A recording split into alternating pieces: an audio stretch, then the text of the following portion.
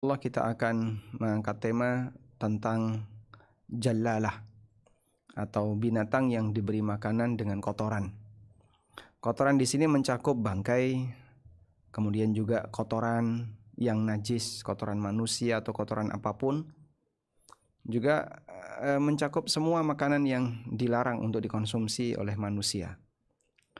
Sehingga binatang ini memberikan atau kotoran ini memberikan pengaruh kepada entah dagingnya atau aromanya atau apapun yang ada pada binatang ini, bahkan termasuk susunya dan seterusnya. Sekarang kita akan baca terlebih dahulu keterangan yang disampaikan oleh penulis. Pembahasan yang ke-11 tentang jallalah. Jallalah itu dari kata jillah. Jillah artinya ba'rah, kotoran. Jallalah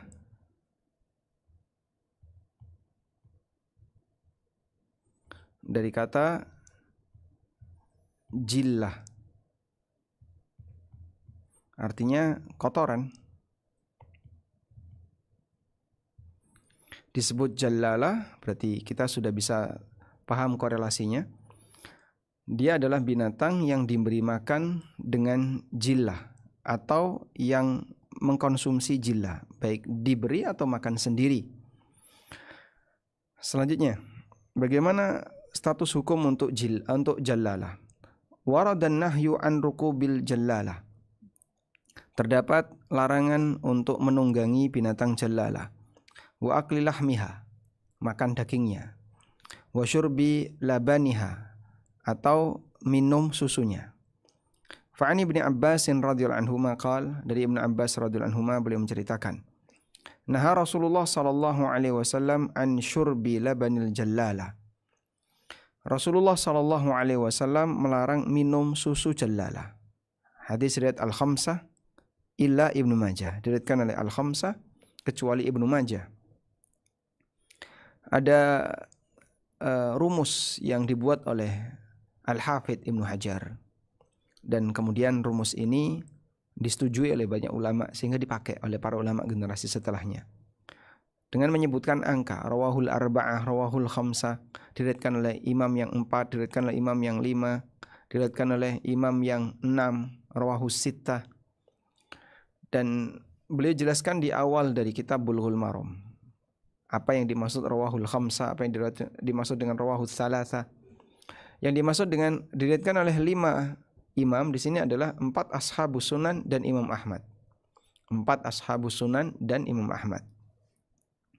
Rawahul khamsah berarti diriwayatkan oleh Abu Dawud, An-Nasa'i, At-Tirmidzi, Imam Ahmad. Nah, di sini dikecualikan illa Ibnu Majah, kecuali Ibnu Majah. Andaikan tanpa pengecualian Ibnu Majah, berarti masuk Ibnu Majah. Tapi penulis mengatakan illa Ibnu Majah, kecuali Ibnu Majah. Dan dinilai sahih oleh At-Tirmidzi. Wa fi riwayatin, dalam riwayat yang lain, naha an rukubil jallalah. Rasulullah SAW melarang kita naik atau menunggangi binatang jallalah.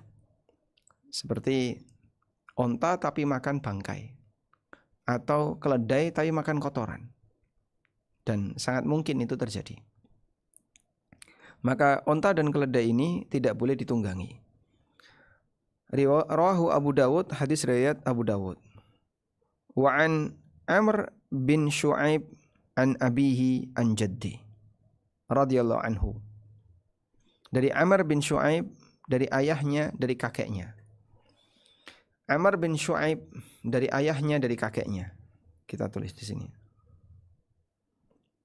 Ada sanad hadis dari Amr bin Shu'aib dari ayahnya, dari kakeknya. Nah, kakeknya ini sahabat. Status kakeknya ini adalah sahabat Nabi SAW. Siapa ayahnya, siapa kakeknya? Ayahnya di sini adalah ayahnya Shu'aib. Sedangkan kakeknya adalah ayahnya di sini adalah ayahnya Amr. Ayahnya Amr berarti Syuaib. Dan kakeknya di sini adalah kakeknya Syuaib. Bukan kakeknya Amr, tapi kakeknya Syuaib. Dari Amr bin Syuaib, dari ayahnya yaitu dari Syuaib. Dari kakeknya Syuaib. Siapa kakeknya Syuaib? Abdullah bin Amr bin As. Karena nasab orang ini adalah Amr bin Syuaib bin Muhammad bin Abdullah bin Amr bin As. Amr bin Syuaib bin Muhammad bin Abdullah bin Amr bin As. Sehingga nama kakeknya di sini adalah sahabat Abdullah bin Amr bin As. Sahabat yang ma'ruf, yang kita kenal. Beliaulah yang meriwayatkan dan kemudian disampaikan oleh cicit beliau, yaitu Amr bin Syuaib. Selanjutnya, qala, beliau mengatakan, naha Rasulullah sallallahu alaihi wasallam an luhumil humuril ahliyah. Rasulullah SAW melarang makan daging keledai jinak.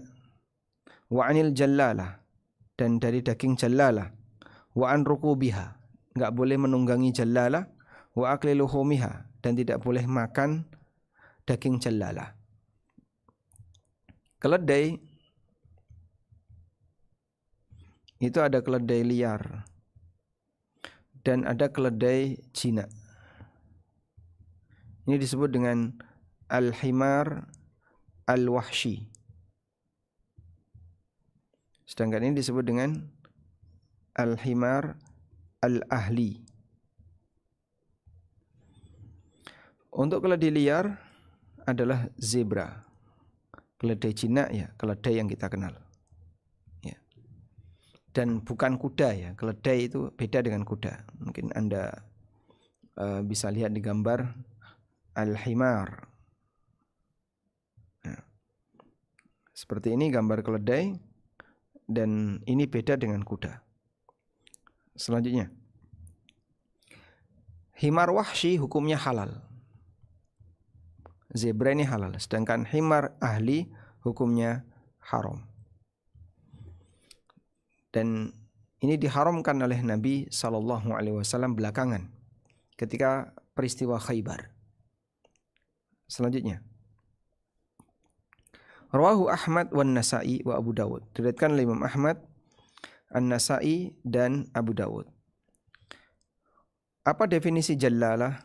Penulis menyebutkan wal jallalatu hiyallati ta'kulul udrah.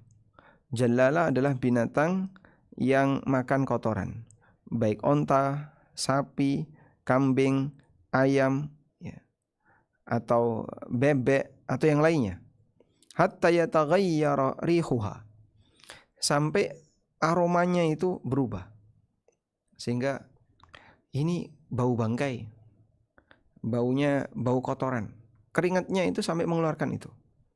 Fa in hubisat ba'idatan anil udhrah, kalau dia di karantina sehingga dijauhkan dari aneka kotoran, zamanan, selama waktu tertentu, wa'ulifat tahiran, kemudian dia dikasih makan yang suci, yang bersih, fataba lahmuha, sehingga dagingnya berubah menjadi baik, wa dhahaba ismul jallalah, hilanglah status jallalah, anha, dari hewan ini, halat, maka statusnya halal.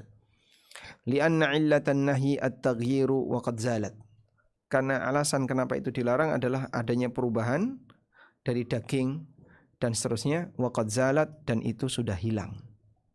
Tayyib. Di sini kita perlu pengantar terlebih dahulu, bahwa bolehkah memberi makan hewan dengan sesuatu yang haram. Apa hukumnya memberi makan hewan dengan sesuatu yang haram? Yang benar hukumnya boleh. Sehingga sengaja memberi makan lele dengan kotoran itu boleh. ngasih makan ikan dengan kotoran boleh. Bahkan misalnya orang membuat toilet di atas belumbang, bawahnya ada empang, isinya lele. Nanti pakai sistem plung lap, ya, begitu plung langsung lap. Apakah itu boleh? Seperti ini boleh. Tapi nanti status lele ini jadi jalalah, sehingga lelenya tidak boleh langsung dikonsumsi. Ya. Tapi status hewannya menjadi jalalah, sehingga bermasalah di sini. Tapi kalau bolehnya memberikan makanan haram, kotoran, najis, bangkai kepada binatang, hukumnya diperbolehkan. Dalilnya adalah hadis berikut ini, bahwa Nabi SAW ketika beliau melewati daerah Hijr pada saat berangkat menuju Tabuk pada tahun 9 Hijriyah, Rasulullah SAW berangkat menuju Tabuk karena beliau berhadapan dengan kerajaan Ghassan yang itu berada di bagian tepi dari bagian selatan Syam. Ketika Nabi SAW singgah di Hijr fi Tabuk, fi ghazwati Tabuk, saat perjalanan Tabuk, amarahum alla yashrabu min bi'riha. Nabi SAW perintahkan kepada mereka jangan minum air di sumur ini. Wala yastaqu minha, dan jangan berikan minuman air di sumur ini, jangan mengambil air di sumur ini dipakai untuk minum orang lain atau diberikan ke siapapun. Tiba-tiba sahabat melaporkan, faqalu qad ajanna minha. Sahabat kemudian melaporkan, ya Rasulullah, kami sudah terlanjur mengambil air dari sumur ini, sumur yang ada di daerah ini, dan kami gunakan untuk membuat adonan. Jadi mereka mungkin punya tepung, punya apa, dibuat adonan pakai air dari sumur itu. Wastaqaina, dan kami berikan kepada binatang. Fa'amarahum ayyatrahu dhalikal ajin. Maka Nabi SAW perintahkan untuk membuang adonan tadi. Wa yuhraqu dhalikal ma', dan airnya ditumpahkan. Wa yurwa an Sabrah bin Ma'bad wa Abi Syamus wa Abi Syumus anna Nabiya sallallahu alaihi wasallam, dan diriwayatkan dari Sabrah bin Ma'bad dan Abi Syumus bahwasanya Nabi sallallahu alaihi wasallam amara bi'ilqa'i at-ta'am. Nabi sallallahu alaihi wasallam memerintahkan untuk membuang makanan. Baik. Tapi dalam riwayat yang lain disebutkan, ya, di sini ya, hadis dari Abdullah bin Umar, bahwa Rasulullah SAW setelah mendapatkan laporan tadi, fastaqau min abariha, ternyata sahabat mengambil air dari sumur itu, wa ajanu bihil ajin, dan mereka gunakan untuk membuat adonan. Fa amarahum Rasulullah sallallahu alaihi wasallam ayyuhraku mastaqau wa ya'liful ibila al ajin, wa amarahum ayyastaqau minal bi'ri allati kanat tariduha an-naqah. Rasulullah SAW perintahkan airnya buang, dan adonan yang sudah dicampur pakai air di sini silahkan diberikan kepada onta. Wa ya'liful ibila al-ajin, adonan yang tadi kasihkan ke onta. Manusia enggak boleh makan. Dalam riwayat yang lain disuruh buang, dan riwayat ini menyebutkan dikasihkan ke onta. Wa amarahum ayyastaqau minal bi'ri allati kanat tariduha an-naqah. Ya. Dan mereka diperintahkan agar mengambil air yang didatangi oleh onta. Jadi Rasulullah SAW melarang praktek seperti itu karena ini termasuk di antara bentuk di tempat ini dulu ada orang disiksa, dihukum oleh Allah. Maka mengedepankan rasa takut kepada Allah adalah dengan tidak mengambil air sumur itu, dan harus segera pergi dari situ, sehingga sementara kemudian langsung pergi. Nah, cuman sahabat sebelum mendengar peringatan itu, mereka sempat mengambil air di sumur tersebut. Tapi Nabi SAW perintahkan berikan kepada binatang, kepada onta. Sehingga ini dalil,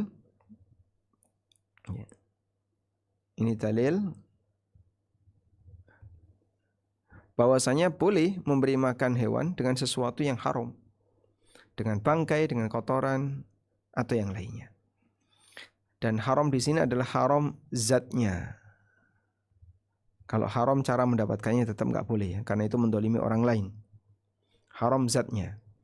Dalilnya adalah peristiwa saat Nabi Sallallahu Alaihi Wasallam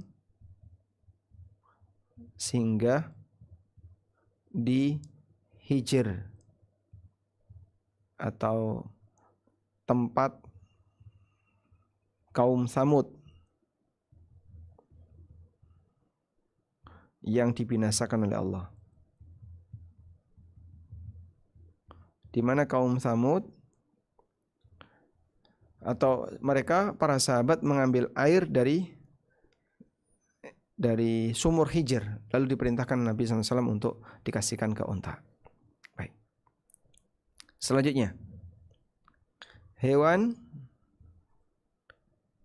jallalah. Ini tadi. Karena makan kotoran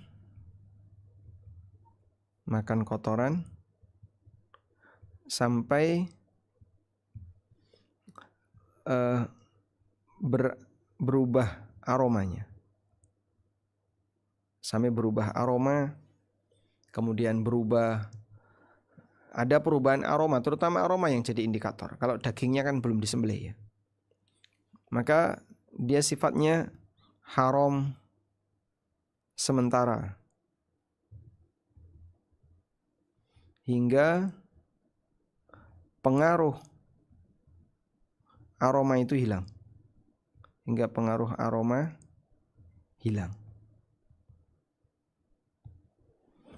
Nah, pengaruh aroma ini hilang bisa dengan cara diberi makanan yang baik-baik, yang bersih. Ya, rerumputan kalau misalnya itu onta. Atau bisa juga dibiarkan dia berpuasa dalam waktu yang lama sampai akhirnya dia berubah. Maka sifatnya haram sementara sampai aromanya hilang. Baik, kita lanjutkan. Berikutnya adalah khamr. Disebut khamr dari keterangan Umar bin Khattab radhiyallahu anhu. Definisinya adalah ma khamaral aqla. Khamr itu segala sesuatu yang menutupi akal. Al-khamru artinya menutupi. Secara bahasa artinya menutupi. Dan dalam bahasa Arab al-khimar itu artinya jilbab, kerudung. Kalau pakai kha artinya kerudung. Kalau pakai ha, khimar bil ha artinya keledai. Kalau pakai kha, khimar artinya jilbab. Khamara artinya menutupi. Khamara. Nabi SAW menyebut al-khamru ma khamaral aqla. Khamr adalah sesuatu yang menutupi akal. Sehingga khamr adalah semua yang jika dikonsumsi dalam jumlah tertentu bisa memabukkan. Itulah khamr. Baik. Selanjutnya,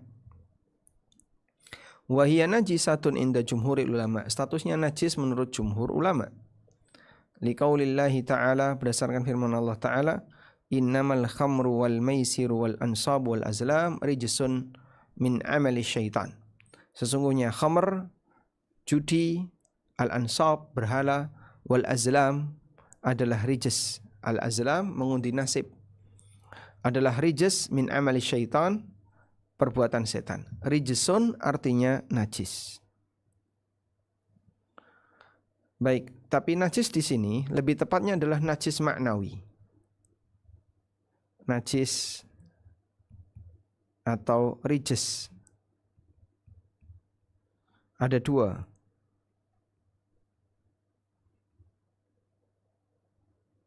Ada dua ya. Yang pertama adalah najis hissi. Najis fisik. Apa itu najis fisik? Ya, bendanya najis. Najis zat. Najis zat. Yang kedua adalah najis maknawi. Apa itu najis maknawi?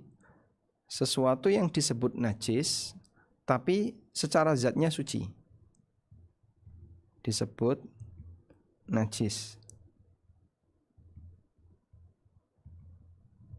Karena perbuatannya kotor. Karena perbuatan kotor. Tapi zatnya suci. Contoh seperti ya berhala. Kemudian alat judi.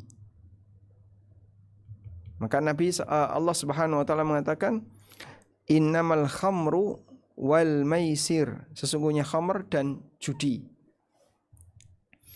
Judi alatnya apa sih yang dipakai judi? Kartu yang kita tahu, apalagi dadu. Apa hukum megang kartu dan dadu? Ya suci. Nah, sehingga benda ini statusnya suci zatnya. Tapi kenapa disebut najis? Karena dia najis perbuatannya. Wa dhahabat ta'ifatun ilal qawli bi taharatiha. Sebagian ulama berpendapat statusnya suci. Wa hamalur rijsa fil ayah 'ala rijs al ma'nawi. Dan mereka memahami najis di sini adalah najis maknawi. Karena lafaz najis di sini khabar untuk khamr dan segala benda yang digandengkan dengan khamr. Wa huwa la yusafu bin najasah al-hissiyah qat'an, dan benda-benda itu tidak mungkin disifati sebagai zat najis. Ya, kayak al-maisir, alat judi, kemudian berhala. Apa hukum nyentuh berhala? Ya, berhala kan cuma batu, Pak. Cuman kayu, ya suci. Al-azlam, alat untuk mengundi nasib. Ya. Apa alat al-azlam? Ada kotak. Di kotak ini diisi 3 lembar yang bisa ditulisi. Ya mungkin seperti Anda lihat bambu ya. Bambu tipis kemudian ditulisi. Tulisan yang pertama Allah yarda. Tulisan yang kedua Allah la yarda. Tulisan yang ketiga 0. Terus 3 tulisan ini dimasukkan ke dalam kotak, lalu orangnya ngocok. Tapi sebelumnya tawaf dulu. Tawaf, habis tawaf dikocok. Ketika dikeluarkan, kok keluar Allah yarda, lanjut perjalanan. Allah la yarda berarti nggak jadi melakukan perjalanan. Itu disebut dengan al-azlam. Dan benda ini secara bendanya suci zatnya. Allah Subhanahu wa taala juga berfirman, "Fajtanibur rijsa minal authan." Jauhilah berhala-berhala yang rijis. Dan kita tahu yang namanya berhala adalah rijisun maknawi, najis maknawi, bukan najis zatnya. La tunajjisu man massaha, sehingga tidak membuat najis orang yang menyentuhnya. Wali tafsirihi fil ayah, dan juga di samping itu dalam ayat ini disebutkan tafsirnya, yaitu bi annahu min amali syaitan, bahwa benda ini merupakan amal setan, perbuatan setan. Yuqiul adawah wal baghdha, yang bisa mendorong orang untuk melakukan permusuhan dan saling membenci. Wa yasuddu an dzikrillah, dan menghalangi orang dari zikrullah, wa anis shalah, dan dari praktek salat. Sehingga sebutan najis di situ adalah najis maknawi, dalam arti najis perbuatan, bukan najis hissi, najis zatnya. Baik. Dan karena najis maknawi, maka kalaupun disentuh ya tidak najis. Dari sinilah khamr itu najis zatnya atau tidak? Yang lebih tepat, tidak najis zatnya. Tapi khamr ini benda yang dipakai untuk melakukan perbuatan yang kotor. Perbuatan kotor yang dimaksud adalah ya mabuk, minum khamr. Baik. Dan karena khamr adalah alat untuk melakukan perbuatan yang kotor, ya, sesuatu yang sifatnya memabukkan. Zatnya khamr tidak najis. Di antara buktinya, dalilnya adalah pada waktu khamr itu diharamkan, para sahabat mereka membuang khamr sampai Madinah becek khamr. Sampai Madinah itu becek khamr. Kok bisa Pak? Ya saking banyaknya ya. Mereka nyimpan khamr. Di masa silam, mereka itu lingkungannya belum punya selokan seperti kita ya. Ya ada memang parit-parit, tapi parit kecil yang mungkin Anda jumpai di Madinah. Dan itu biasanya kalau hujan ya jadi tempat aliran air. Tapi selokan seperti zaman kita yang tertib di pinggir-pinggir jalan, zaman dulu belum ada budaya seperti itu. Maka saat mereka buang ya mereka buang di jalanan.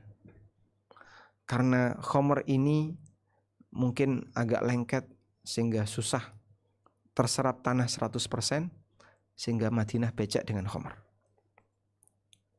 Wa fi Subulis Salam, dan disebutkan dalam kitab Subulus Salam, Syarah Bulughul Maram, karya As-San'ani. Kalau Bulughul Maram karya Al-Hafidh Ibnu Hajar, Subulus Salam karya As-San'ani. Dalam kitab Subulus Salam dikatakan, wal haqqu annal asla fil a'yan, yang benar hukum asal benda itu at-taharah, adalah suci. Wa anna tahrima la yulazimun najasa, status hukum haram tidaklah menunjukkan kalau itu najis. Maka ada hukum haram, ada hukum najis, itu dua hal yang berbeda. Semua yang najis pasti haram, tapi tidak semua yang haram najis. Kita tulis di sini ya. Haram dan najis. Semua yang najis pasti haram dikonsumsi. Karena kita nggak boleh makan najis, minum najis nggak boleh. Tapi tidak semua yang haram adalah najis. Tidak semua yang haram najis. Kemudian di sini kasih contoh. Fa innal hashisha muharramatun wa hiya tahirah. Hashisha itu haram meskipun suci. Shisha. Shisha tahu shisha ya? Beliau mengatakan shisha itu haram tapi suci. Ya bahasa kita rokok itu haram tapi suci. Wa amman najasatu fayulazimuhat tahrim. Adapun najis pasti haram. Fakullu najisin muharramun wala aksa. Semua yang najis adalah haram tapi tidak sebaliknya. Wa dzalika li annal hukma fin najasah wal man'u. Karena hukum najis adalah larangan untuk menyentuhnya ala kulli halin, apapun keadaannya. Fal hukmu binajasatil ain, maka hukum najisnya sesuatu hukmun bitahrimiha, sama dengan mengharamkannya.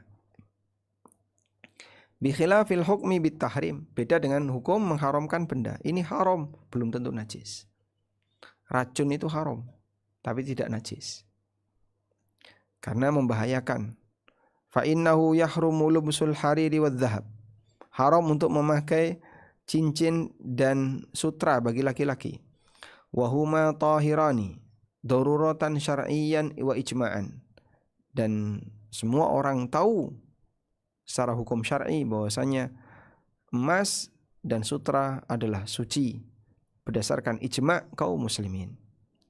Idza arafta hadza, maka jika Anda tahu semacam ini, fatahrimul khamri, haramnya khamr, alladzi dallat alaihi nusus, yang disebutkan dalam nas, dalam dalil, la yalzamu minhu najasatuha, tidak membuahkan hukum kalau itu najis. Khamr memang haram tapi tidak najis. Bal budda min dalilin akhar alaih. Untuk mengatakan najis harus ada dalil yang lain. Wa illa baqiyan alal usul al muttafaq alaiha min at-tahara. Sehingga kalau tidak ada dalil, kembali kepada prinsip yang disepakati, yaitu hukum asal benda adalah suci. Faman idda'a khilafahu fad-dalilu alaih. Siapa yang mengklaim berbeda dengan pendapat ini, dia wajib mendatangkan dalil. Apa dalilnya kalau khamr itu haram? Ya, wajib untuk dijauhi. Wajib untuk dijauhi artinya jangan dikonsumsi. Tapi bukan berarti statusnya najis. Nah, dari sinilah kalau misalnya orang kecipratan khamr, mungkin dia tidak minum khamr, dia kecipratan khamr, ya, maka tidak wajib untuk dicuci. Nah, selanjutnya yang ke-13, al-kalbu, anjing. Wa huwa najisun wa yajibu ghuslu ma walagha fihi sab'a marrat. Anjing statusnya najis dan wajib untuk mencuci apa yang walagha fihi, yang dijilati oleh anjing dalam rangka minum, sab'a marratin, sebanyak 7 kali. Yang pertama dicampur dengan tanah. Dan juga berdasarkan hadis Abu Hurairah radhiyallahu anhu, Rasulullah sallallahu alaihi wasallam bersabda, "Tahuru ina'i ahadikum idza walagha fihi kalbu." Cara menyucikan wadah kalian ketika dijilati oleh anjing. Ayyasilahu sab'a marratin, harus dicuci sebanyak 7 kali. Ulahun nabit turab, yang pertama pakai tanah. Kita lihat di sini di footnote. Makna al-ghusli bit turab, yang dimaksud dengan mencuci pakai tanah adalah dicampur dengan air hatta yatakaddar, ya, sampai airnya tadi kotor. Air kasih tanah, jadi air tadi kotor. Kotor maksudnya berwarna tanah. Nah, itu yang dipakai untuk nyuci benda yang dijilati oleh anjing tadi. Nah, hadis riwayat Muslim, Ahmad, Abu Dawud, Al-Baihaqi. Walau walagha fi ina'in fihi ta'amun jamidun ulqiya ma asabahu wa ma haula. Kalau dia menjilati makanan dan di situ, atau menjilati wadah dan di situ ada makanan yang kering, maka dibuang yang terkena jilatan anjing tadi dan daerah sekitarnya. Wantufi abil baqi, sisanya bisa dimanfaatkan karena statusnya suci. As-sabiqah, statusnya suci sebagaimana sebelumnya. Amma sya'rul kalbi fal adhar annahu tahir. Adapun bulu anjing, yang lebih kuat pendapatnya adalah statusnya suci. Walam tathbut najasatuhu, dan tidak ada dalil yang menunjukkan kalau itu najis. Anjing. Di sini kita tulis ya. Yang pertama, liurnya najis. Udah? Kemudian, jika menjilati wadah berisi air karena dia minum. Ada wadah berisi air dijilati oleh anjing, anjing minum di situ. Maka wadah ini dicuci 7 kali.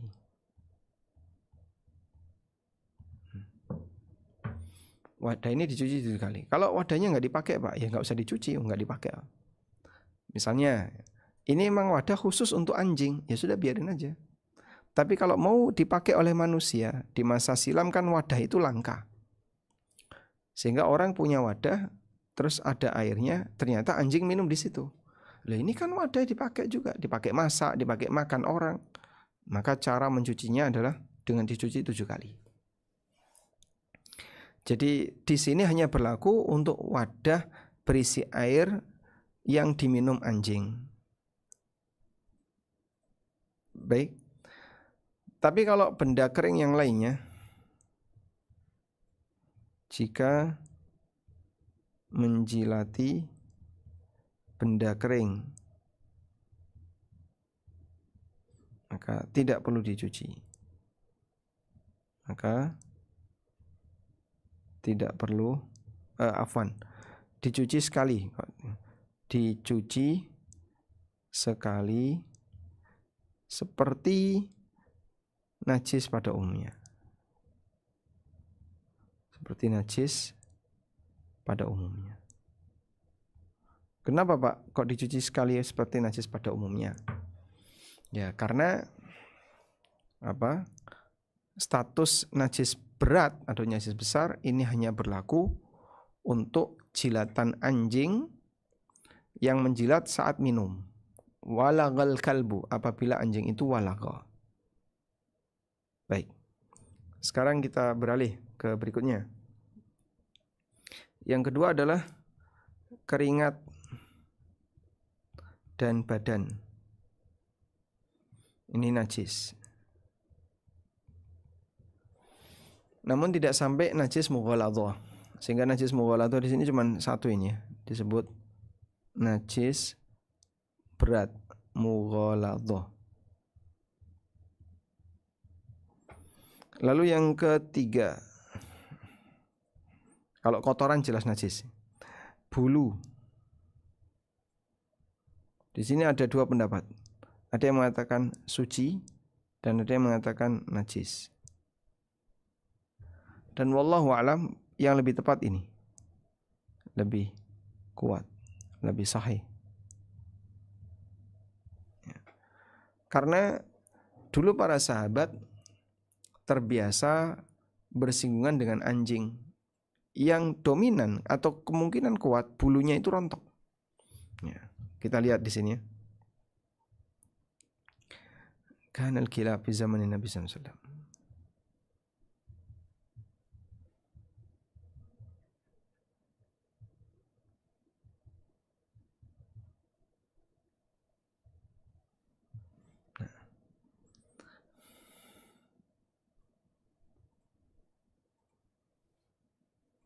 Ibnu Umar radhiyallahu anhu pernah bercerita, hadisnya sahih riwayat Bukhari dan yang lainnya. Kanatil kilabu tabulu wa tuqbilu wa tudbiru fil masjid. Anjing dulu kencing. Kemudian dia keluar masuk masjid. Kencingnya mungkin di luar ya. Tapi kan dia enggak cebok, Pak. Terus keluar masuk masjid. Falam yakunu yarushuna syai'an min dzalik. Dan mereka tidak menyiram apapun dari keberadaan anjing yang masuk Masjid Nabawi. Jadi anjing masuk Masjid Nabawi enggak dibersihkan. Ya kan enggak mungkin anjing masuk Masjid Nabawi kemudian dia jinjit-jinjit. Bisa jadi dia tidur di situ, dia duduk di situ sehingga bulunya mengenai lantai Masjid Nabawi. Dan tidak ada kegiatan kata Ibnu Umar di mana mereka menyiram air di bagian yang tadi diduduki oleh anjing. Baik.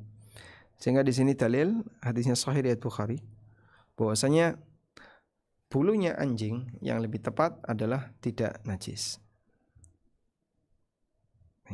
Selanjutnya berikutnya adalah tadhirul badani wath-thawb, cara untuk membersihkan badan dan pakaian.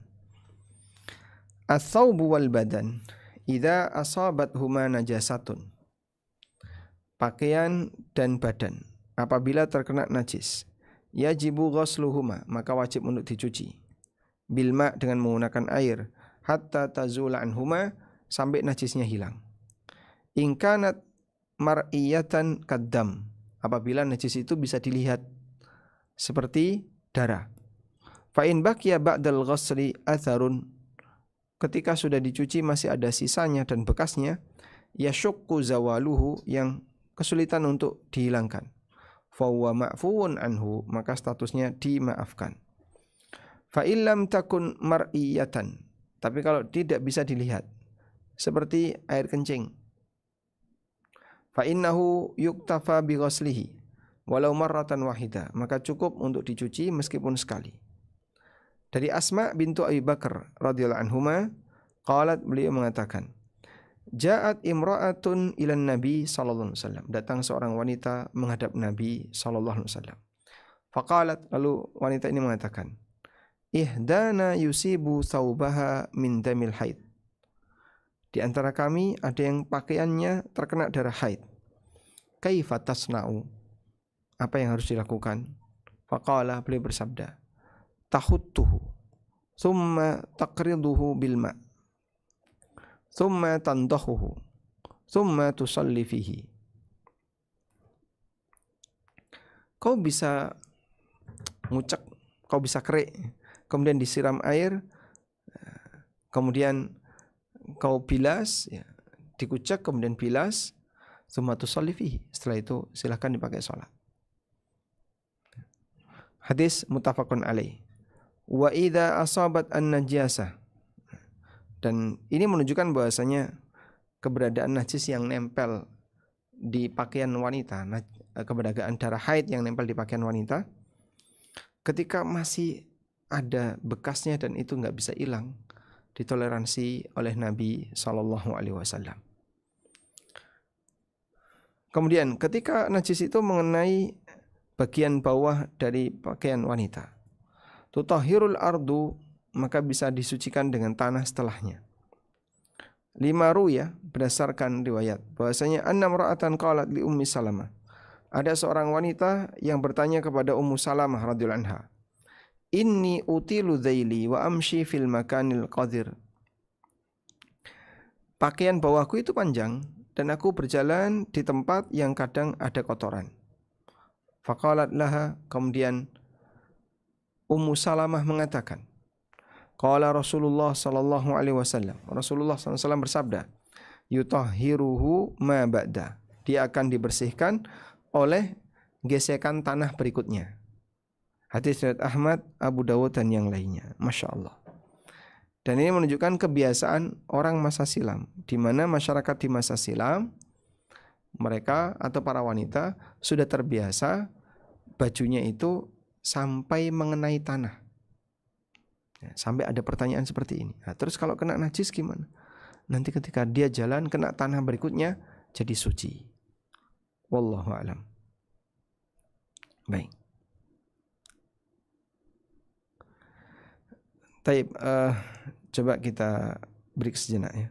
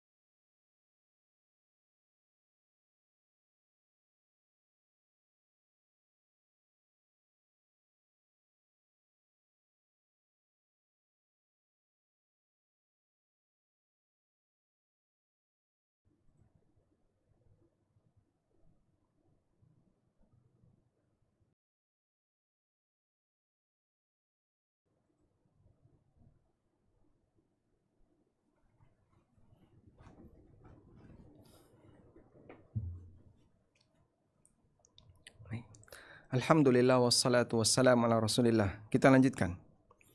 Berikutnya adalah tathhirul ardi. Bagaimana cara membersihkan tanah ketika terkena kotoran? Tanah terkena najis, gimana cara membersihkannya? Tathhurul ardu idza asabatha najasatun bisabbil ma'i 'alaiha. Tanah yang terkena najis maka dibersihkan dengan cara dituangkan air di atasnya. Berdasarkan hadis Abu Hurairah radhiyallahu anhu, qala, beliau menceritakan, qama a'rabiyyun fabala fil masjid, ada orang Badui yang kencing di masjid. Faqama ilaihin nas, lalu banyak orang yang ingin segera melarang Badui ini, liyaqau fihi, bahkan ingin memukul Badui ini. Faqala Nabi sallallahu alaihi wasallam, kemudian Nabi sallallahu alaihi wasallam mengatakan, da'uhu, biarkan dia. Wa ariqu ala baulihi sijlan min ma'in au dhanuban min ma'in. Nanti kalau sudah selesai kencing, siram air kencingnya dengan seember air. Fa innama bu'ithtum muyassirin wa lam tub'atsu mu'assirin. Kalian itu dikirim, diutus untuk memudahkan bukan menyulitkan. Rawahul jamaah illa musliman. Diriwayatkan oleh sekelompok ulama kecuali Muslim. Bukhari, Imam Ahmad, Abu Dawud, An-Nasai dan yang lainnya. Baik. Sehingga Rasulullah SAW kenapa melarang para sahabat yang mau mukul Badui itu? Karena kalau Badui ini dipukulin, dia diseret keluar, sementara dia sudah kencing. Wah, nanti kencingnya malah kemana-mana. Sehingga biarkan dia selesai kencing. Begitu selesai kencing, siram area yang terkena kencing tadi. Akhirnya najisnya akan turun ke bawah. Dah? Nah, dari sinilah kita bisa mendapatkan pelajaran. Najis di tanah atau najis berupa cairan di tanah, maka cukup disiram sehingga zat najis itu turun, meresap. Kan begini ya. Dan kepentingan kita dengan tanah adalah bagian permukaannya. Sehingga tanah itu tidak perlu digali. Ambil tanahnya, ganti dengan tanah yang lain. Enggak perlu. Tapi cukup disiram, maka najis tadi akan meresap ke bawah. Sehingga tanah tidak diambil. Kenapa tidak diambil? Ya tidak perlu seperti itu, cukup disiram. Karena kepentingan kita adalah bagian permukaan. Ya, yang penting bagian permukaan tanah suci. Nah, di sini jadi pelajaran. Ya. Untuk pertanyaan tentang kasus kasur yang terkena ompol, yang terkena kencing. Bayi ngompol atau anak ngompol di kasur dan meresap ke dalam. Sehingga Anda misalnya ada kasur ya.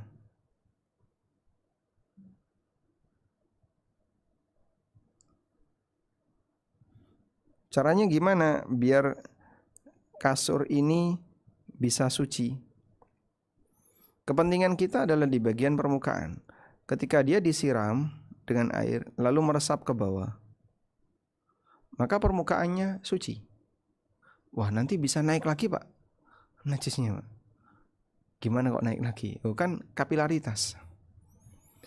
Ya, selama di bagian permukaan ini sudah tidak ada benda najis atau aroma najis, maka kembali suci di bagian permukaan. Walaupun najisnya ada di bawah, ada di dalam. Entah nanti bercampur dengan aneka busa yang ada di situ. Sudah? Terus setelah itu silakan ditutupi dengan plastik atau apapun. Sudah. Kemudian saat ditutupi dengan spray, nah, selama spray ini tidak ada najis, selesai. Selama spray ini tidak berbau najis, hukum asalnya boleh dimanfaatkan untuk tidur. Yang penting kan najis itu tidak nempel di badan kita. Sehingga saat najis tidak nempel di badan kita, maka pakaian kita setelah tidur dipakai sholat tidak ada masalah. Wallahu a'lam.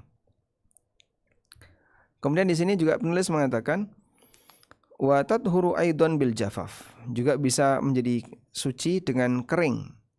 Hiya wa ma yattasilu biha ittisalal qarar. Ya. Baik tanahnya maupun yang nyambung dengan tanah. Seperti pohon atau bangunan. Abu Kilabah mengatakan jafaful ardi tahuruha. Keringnya tanah itu adalah cara bersihnya. Aisyah radhiyallahu anha pernah mengatakan zakatu al-ardi yabasuha. Sucinya tanah adalah dengan kering. Nah, begitu sudah kering selesai. Maka ada orang misalnya kencing di situ, terus kering, sudah tidak ada bekas kencingnya, maka berubah menjadi suci. Sebagaimana keterangan Aisyah radhiyallahu anha, diriwayatkan oleh Ibnu Abi Syaibah. Hadza idza kanatin najasah ma'ian amma idza kana laha jarmun fala tathur illa bizawali ainiha. Ini jika najisnya adalah sesuatu yang lembek sehingga bisa meresap. Adapun jika najisnya itu sesuatu yang berwujud benda, jarmun, ada barangnya seperti kotoran manusia, fala tathuru illa bizawali ainiha, maka tidak bisa suci kecuali dengan hilang benda tadi atau berpindah ke tempat yang lain. Dan di sini masih cukup banyak ya bagaimana cara membersihkan aneka benda-benda yang terkena najis. Insya Allah akan kita coba baca lebih detail lagi berkaitan dengan cara membersihkan najis benda-benda di sekitar kita. Demikian, semoga apa yang kita bahas ini bermanfaat. Wassallallahu ala nabiyyina Muhammadin wa ala alihi wa sahbihi wasallam. Nah, Ustaz, barakallahu fiik atas materi dan kaidah yang disampaikan kepada kita semua, insya Allah bermanfaat dan mudah dipahami. Selanjutnya dengan sisa waktu yang masih ada, kita akan buka diskusi terbatas. Kesempatan yang pertama kami berikan kepada Abdul Muirsad yang sudah resen, silakan di-unmute. Bismillah, Assalamualaikum Ustadz, Assalamualaikum ilaih. Waalaikumsalam warahmatullahi wabarakatuh. Ustadz izin bertanya terkait dengan khamr tadi, kan ada larangan kita tidak boleh membeli atau makan di tempat yang ada menjual khamr. Nah, ada kasus teman anak itu Ustadz, jadi anak-anaknya semuanya ini berkebutuhan khusus dalam makanan. Kemudian ada beberapa bahan pangannya itu sulit untuk dicari Ustadz di daerah Ana dan hanya dijual adanya di mall Ustadz. Tapi baru kemarin itu ketika di mall ternyata di situ ada jual khamr Ustadz yang pokoknya satu yang berbintang itu Ustadz yang dalam botolan.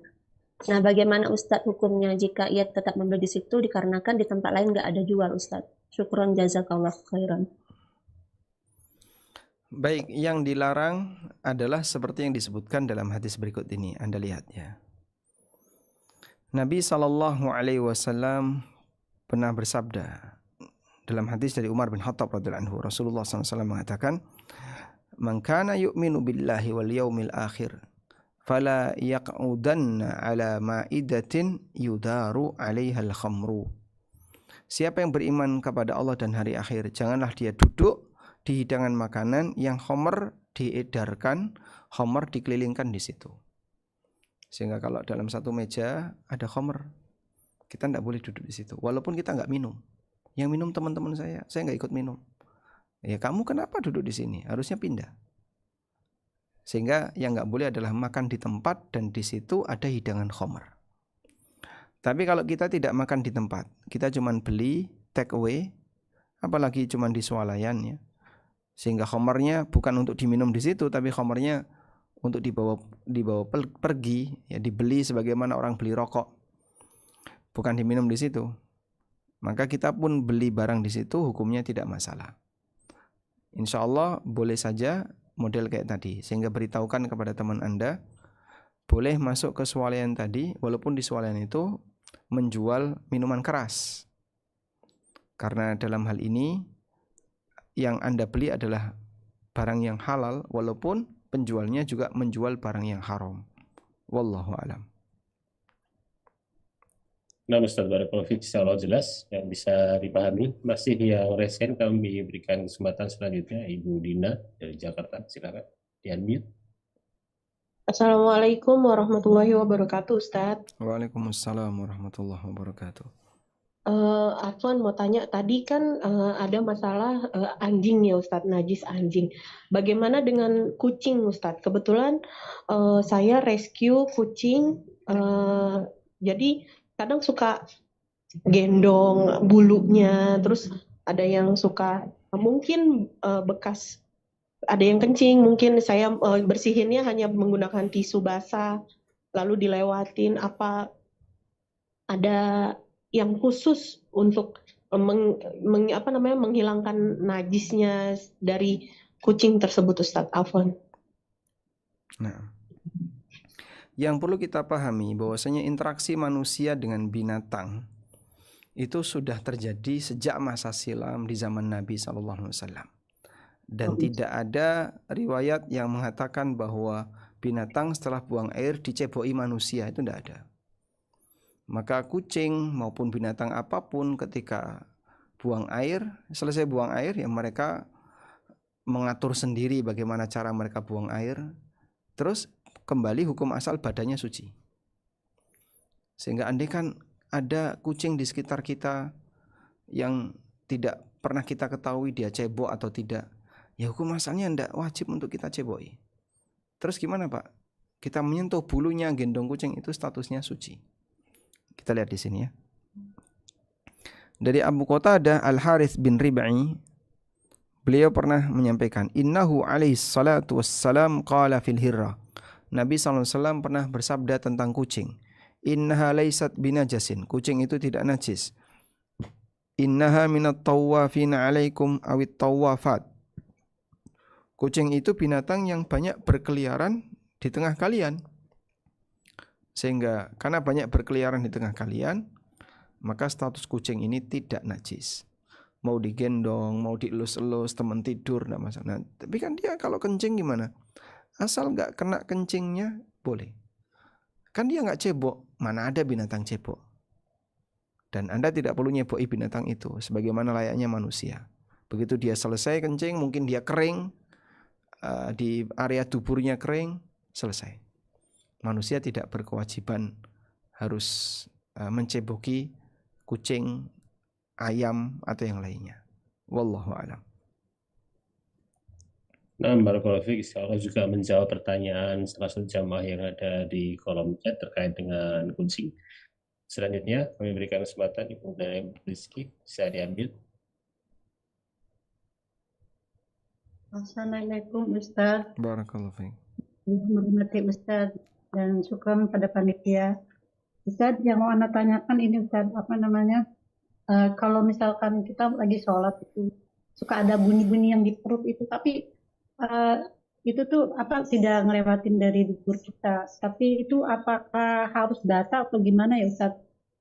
Kadang ada kayak bunyi seperti kayak orang mau kentut, tapi Ana ragu kalau ini bukan gitu. Mohon penjelasannya itu Ustaz. Nah, yang kedua, Ana mau tanya tentang jahit itu gimana? Apa Ustaz di luar tema? Jazakallah khairan. Nah, Anda lihat hadis berikut ini.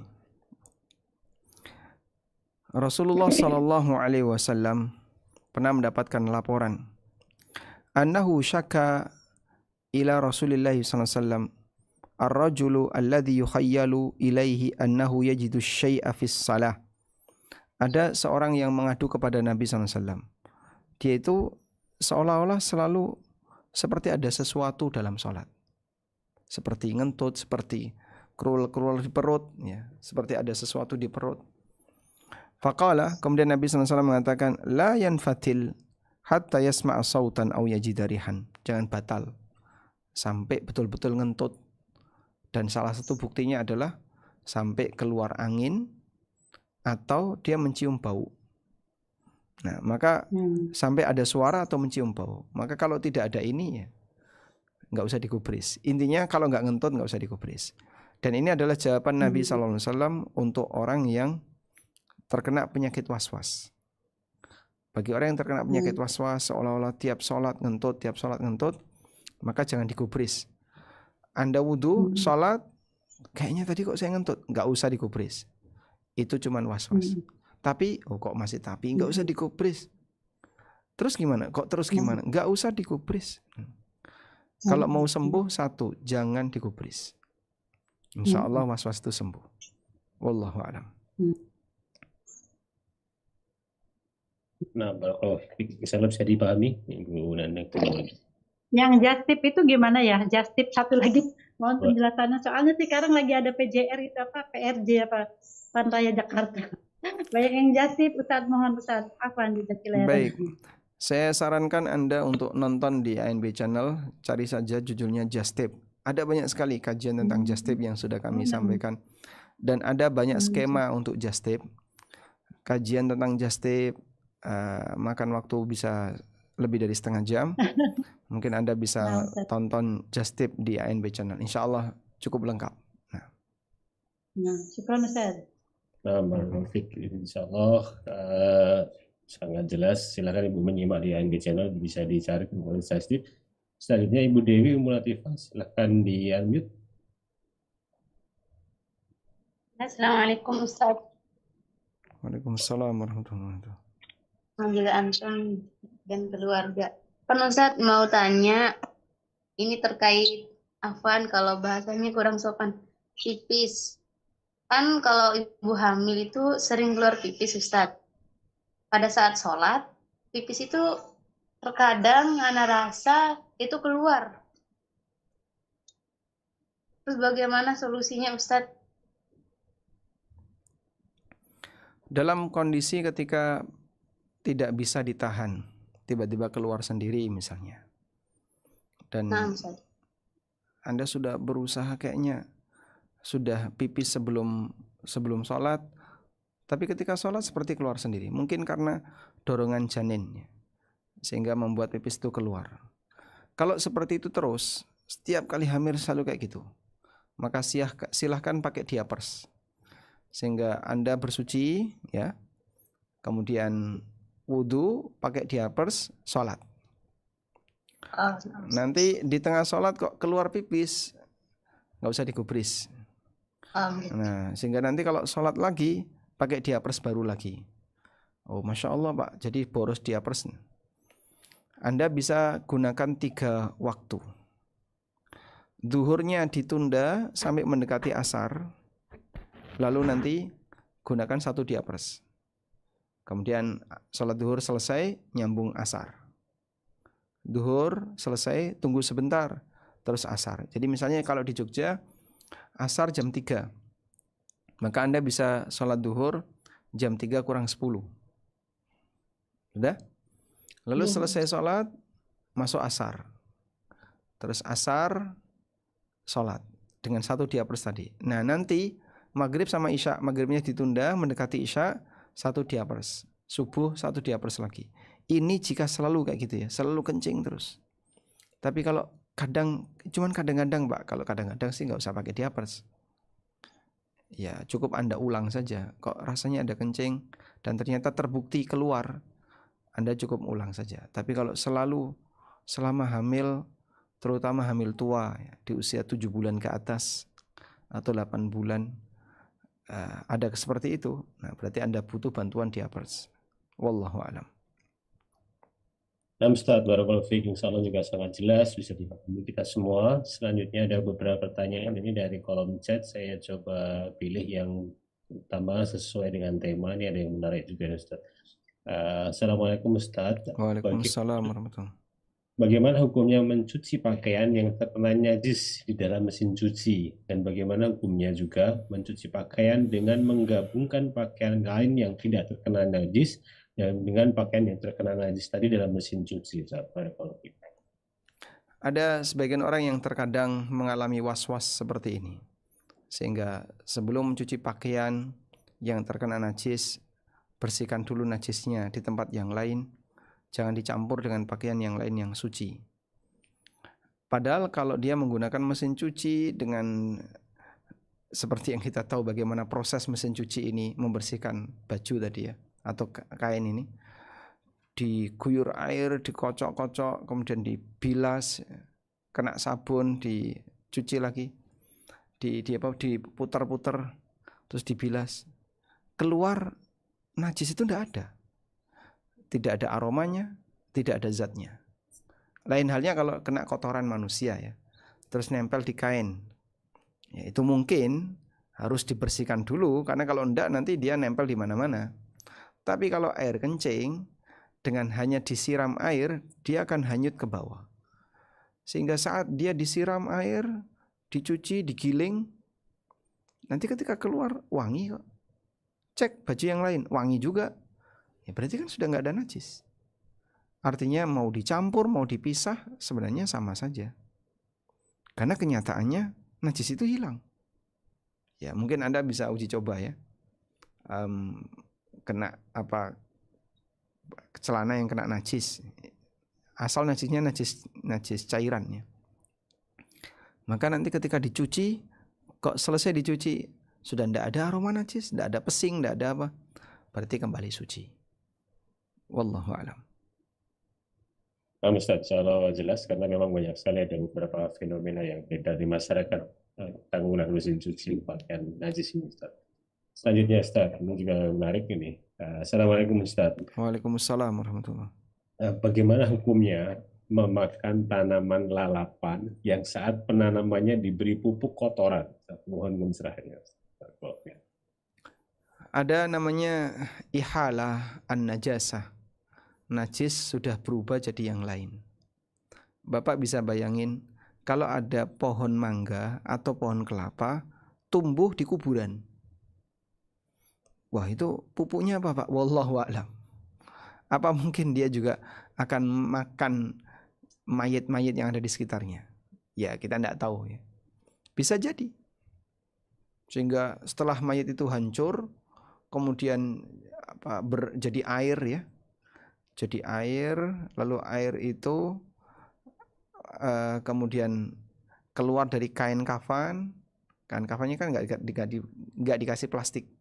Keluar dari kain kafan terus menyerap ke bawah tanah. Dimakanlah sama mangga, sama kelapa, dan jadi buah. Apa hukum makan buah ini?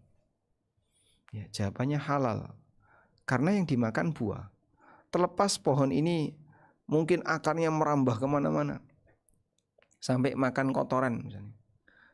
Ya, ini tidak menyebabkan buahnya jadi najis. Itu yang disebut dengan ihalatun najasa. Terjadi perubahan najis. Perubahan yang sampai pada titik terjadi perubahan zat. Karena perubahan ada yang tidak sampai perubahan zat. Cuman perubahan sifatnya. Contoh ya, air kencing dipanasin, menguap. Nah, uapnya kena badan kita, ya bisa jadi itu najis uapnya. Karena dia hanya berubah sifat zat, bukan berubah zatnya. Baik. Oleh karena itu, dalam hal ini apabila terjadi perubahan yang mengubah zatnya, seperti kotoran tadi dimakan oleh pohon. Nah, pohon ini berubah jadi buah. Ini kan berubah zatnya. Di buah itu aromanya aroma buah, bukan aroma kotoran. Aromanya buah. Lain halnya dengan binatang. Nah, kalau binatang kenapa tidak boleh, Pak? Jalalah itu. Jalalah ini karena aromanya aroma kotoran. Sehingga keringatnya hewan ini keringat kotoran. Liurnya berbau kotoran. Maka dikarantina dulu sampai aromanya berubah menjadi aroma normal. Sehingga binatang berbeda dengan tumbuhan. Wallahu a'lam. Nah, Ustaz, barakallahu fiik. Sama juga jelas. Selanjutnya ada berkaitan dengan telur ini, Ustaz. Assalamualaikum warahmatullahi wabarakatuh. Waalaikumsalam warahmatullahi wabarakatuh. Izin bertanya, Ustaz, bagaimana dengan telur yang asalnya keluar dari tempat kotoran? Jika membeli jajanan di luar yang telurnya tidak dicuci, atau kita tidak tahu telurnya sudah dicuci atau belum, bagaimana hukumnya Ustaz? Jazakallah khairan. Masya Allah. Pernah nggak Anda nadai ayam saat bertelur? Ya, jadi pas keluar langsung peluk keluar di tangan. Saya pernah ya. Saya pernah punya pengalaman kayak gitu. Jadi ayam saya pas bertelur, nah pas ada saya waktu kecil dulu ya. Nah saat telurnya itu keluar, langsung tak tadai pakai tangan. Basah ya basah, tapi sebentar kering sudah. Dan ketika kering ya jadinya cangkangnya kering, tidak berbau kotoran. Terus kayak gini gimana? Apakah perlu cuci tangan? Kemarin sudah kita bahas, kotoran hewan yang halal dimakan tidak najis. Kotoran hewan yang halal dimakan tidak najis. Sehingga karena tidak najis, maka diperbolehkan ya, untuk menyentuh kotoran hewan yang halal dimakan tadi. Kotoran ayam, kotoran kambing. Makanya Nabi SAW sampai mengatakan, Sallu fi marabidil ghanam. Kerjakanlah salat di kandang kambing. Karena kandang kambing, ya tentu saja di situ ada kotoran kambing, mungkin kencing kambing, tidak najis. Sehingga beliau membolehkan sholat di kandang kambing. Bahkan sebelum Nabi SAW memiliki masjid, beliau sholatnya di tempat kambing. Nah namanya kambing kan tidak mungkin dipel, sehingga pasti akan bercampur dengan kotoran kambing. Ini dalil bahwa kotoran hewan yang halal dimakan tidak najis. Wallahu alam. Sehingga kasus telur tadi ya hukum asalnya tidak najis. Kadang nempel-nempel kotoran Pak itu di telur, tidak masalah. Ya. Kalau kotor, oke lah kita sebut kotor. Tapi kalau najis beda lagi. Sehingga Anda misalnya mau beli telur terus mau dimasak karena mau dipecah ya. Kepentingan Anda kan dalamnya bukan luarnya. Tapi Pak nanti kan luarnya kalau rontok gimana? Ya jangan sampai rontok. Kalau nggak rontok, oke, nggak masalah. Tapi kalau rontok, ya itu pun tidak najis. Cuman masalah kotor atau tidak dan Anda jijik itu urusan pribadi ya. Wallahu alam. Nah, Ustaz, masih ada waktu insya Allah Ustaz ya. Baik, ini ada pertanyaan yang berkaitan dengan alat masak Ustaz. Ketika kita misalnya berkunjung ke negara lain di mana fasilitas menginapnya disediakan alat makan atau alat masak, kita nggak tahu apakah itu pernah dipakai atau tidak untuk mengolah atau makan seperti misalnya olahan atau masakan dengan daging babi misalnya. Nah, bagaimana menyikapi atau hukumnya seperti apa ya Ustaz? Barakallahu fikum. Hilangkan semua bentuk was-was sehingga kembalikan kepada hukum asal seperti keterangan As-Sun'ani tadi. Al-aslu fil a'yan at-taharah. Hukum asal benda adalah suci. Nabi SAW dan kaum muslimin sejak masa silam, mereka itu berinteraksi dengan non-muslim dalam waktu yang cukup panjang. Dan bahkan beliau tinggal di daerah yang mayoritas non-muslim. Pemakan bangkai, pemakan babi. Orang musyrikin di zaman Nabi SAW makanannya bangkai. Mereka sama bangkai doyan. Ahli kitab makan babi. Ya. Orang di zaman sekarang makan anjing. Dan seterusnya. Terus gimana Pak? Ya hukum asalnya kalau kita nemukan benda ya suci. Kalau kau misalnya najis, Anda tidak boleh pergi ke negara non-muslim. Lalu sentuhan dengan non-muslim. Padahal benda-benda di sekitar kita pasti akan bersentuhan dengan banyak orang. Terus gimana? Hukum asalnya boleh, mubah. Wallahu a'lam. Nah, Ustaz, soalnya juga sangat jelas. Masih izin kami bacakan beberapa pertanyaan di kolom chat. Ini ada salah satu jamaah yang tinggal di dekat area atau ruko penjual miras. Bahkan jadi tempat minum-minum, kemudian serta dekat dengan rumah yang sering penghuninya gunakan untuk melakukan perbuatan selingkuh atau berzina. Mohon solusinya Ustaz. Saya sarankan pindah aja kalau punya tetangga seperti itu. Kecuali kalau Anda bisa menggalang kekuatan, Masya Allah, untuk mempengaruhi Pak RT, Pak RW, kemudian kepala lingkungan, agar orang seperti ini segera ditindak, karena saya tidak tahu, mungkin dipelajari ada nggak delik hukum yang bisa diperkarakan. Karena kalau orang menggunakan tempat itu untuk perbuatan maksiat yang mungkin ganggu tetangganya, dia teriak malam-malam atau apa, nah, bisa itu diperkarakan. Kalau Anda bisa memperkarakan itu lebih bagus. Tapi kalau nggak bisa, ya sudah, Anda tinggalkan tempat itu, dijual atau gimana, dan silahkan pindah ke tempat yang lain. Wallahu a'lam. Barakallahu fiik. Masih banyak Ustaz. Masih ada pertanyaan lagi di kolom chat. Assalamualaikum warahmatullahi wabarakatuh. Bismillah. Waalaikumsalam warahmatullahi wabarakatuh. Tanya Ustaz tentang hukum air mani, apakah najis atau suci? Kalau kena pakaian atau kasur atau selimut, apakah wajib cuci atau bagaimana Ustaz? Jikapun najis, bagaimana cara bersihin yang kena kasur atau selimut? Kalau dia kering, apakah boleh digunakan? Barakallahu fiik. Seperti kebiasaan Aisyah radhiyallahu anha, beliau mengerik air atau bekas air mani yang ada di pakaian Nabi SAW, karena sudah kering, sudah dikerik. Dan kalau basah dicuci. Nah, maka ini jadi dalil bahwasanya air mani itu tidak najis. Manusia tercipta dari air mani dan kita tercipta dari sesuatu yang suci. Beda dengan madhi dan wadi. Air yang keluar sebagai muqaddimah sebelum orang melakukan hubungan badan, kemudian keluar sesuatu. Cairan ini namanya madhi, dan madhi ini statusnya najis, tapi najis ringan. Maka cukup ditetesi dengan air di wilayah yang terkena madhi. Wallahu a'lam. Nah, Ustaz, jelas. Selanjutnya ada pertanyaan singkat di luar tema juga, Ustaz. Apakah menggunakan vape pengganti rokok juga termasuk dalam keharaman, Ustaz? Menurut Pak Dokter, vape sama rokok bahaya nggak? Atau lebih bahaya mana? Lebih bahaya vape, insya Allah. Ya, kalau sepakat bahwasanya titik masalah vape, rokok, shisha, dan seterusnya adalah di sisi bahayanya. Karena paru kita tidak butuh asap, tidak butuh uap. Dan itu akan beresiko pada bahaya berkepanjangan, terutama rokok. Rokok itu ngerusak banyak. Mulai dari ngerusak bau mulut, kemudian organ-organ pernapasan, dan seterusnya. Pertimbangan kenapa khamar itu diharamkan, karena ngerusak. Dan memang ngerusaknya tidak dalam jangka yang singkat, tapi jangka panjang. Tapi banyak juga kan makanan-makanan kayak gula, ngerusak dalam jangka panjang. Ya, tapi tubuh kita butuh gula.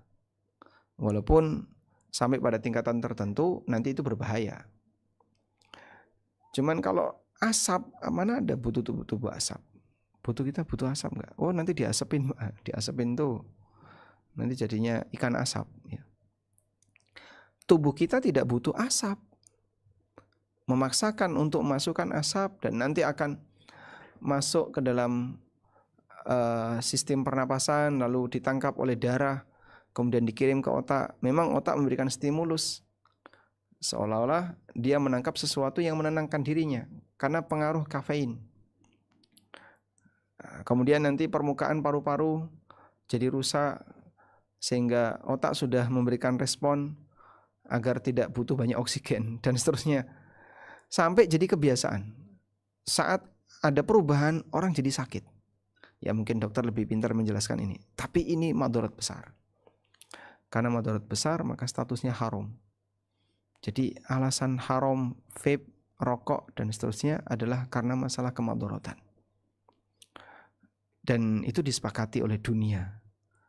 Maka tertulis dengan tulisan yang cukup besar, saya tidak tahu orangnya bisa baca enggak. Rokok membunuhmu. Nah, itu kan tulisan yang cukup besar. Dan ada banyak sekali dampak buruk dari rokok yang baik terberitakan maupun yang tidak terberitakan. Wallahu a'lam. Nah, barakallahu Ustaz. Ada pertanyaan singkat lagi, Ustaz. Assalamualaikum, maafan Ustaz. Waalaikumsalam warahmatullahi wabarakatuh. Tentang definisi bangkai, apakah termasuk daging yang disimpan lama di dalam freezer atau kulkas, Ustaz? Barakallahu. bangkai adalah hewan yang disembelih secara tidak syar'i. Disembelih secara tidak syar'i. Atau mati tanpa disembelih secara syar'i. Saya ulangi ya. Hewan yang mati tanpa disembelih secara syar'i, itulah bangkai. Kalau dia sudah disembelih secara syar'i, lalu hasilnya ini mau disimpan setahun, 2 tahun, di freezer selama cukup lama, itu bukan bangkai.